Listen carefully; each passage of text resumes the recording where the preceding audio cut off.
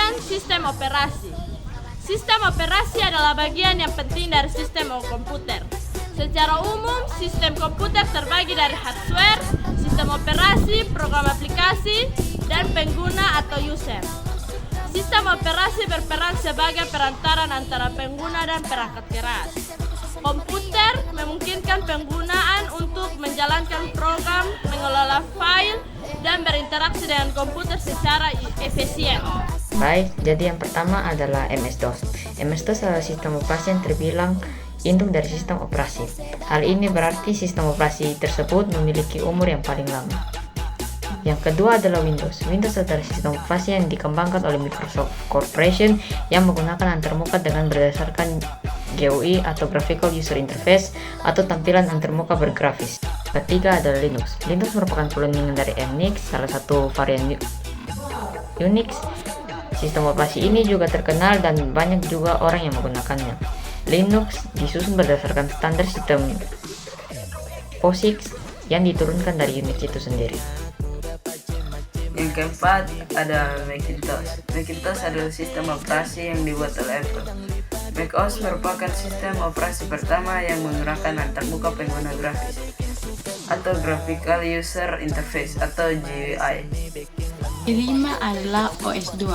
OS2 adalah sistem operasi yang dibuat secara bersama-sama oleh International Business Machine Corporation dan Microsoft Corporation untuk digunakan pada komputer IBM PS2 atau pengganti komputer IBM atau AT sebagai pengganti sistem operasi DOS yang telah lama digunakan.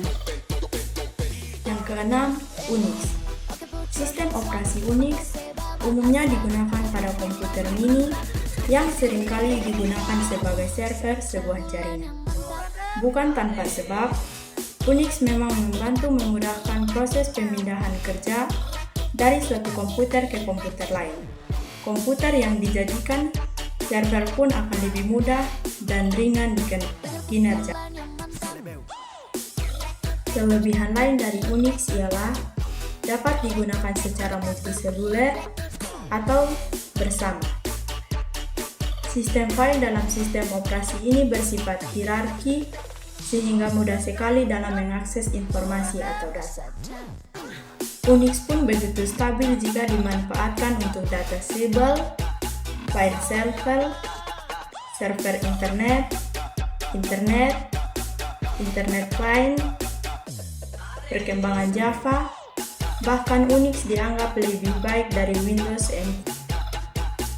Namun, dari sekian banyak kelebihan, sistem operasi Unix pun memiliki kelemahan, yaitu tidak memiliki tampilan atau grafis yang menarik, membutuhkan ruang penyimpanan yang sangat besar, tidak composable dalam banyak game, tak semua hardware bisa menggunakannya, dan sulit dioperasikan.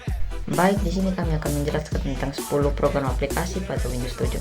Yang pertama Microsoft Office Suite, yaitu program yang digunakan untuk produktivitas seperti Word, Excel, PowerPoint, dan Notebook. Yang kedua adalah Google Chrome. Google Chrome adalah web browser alternatif yang cepat dan banyak digunakan.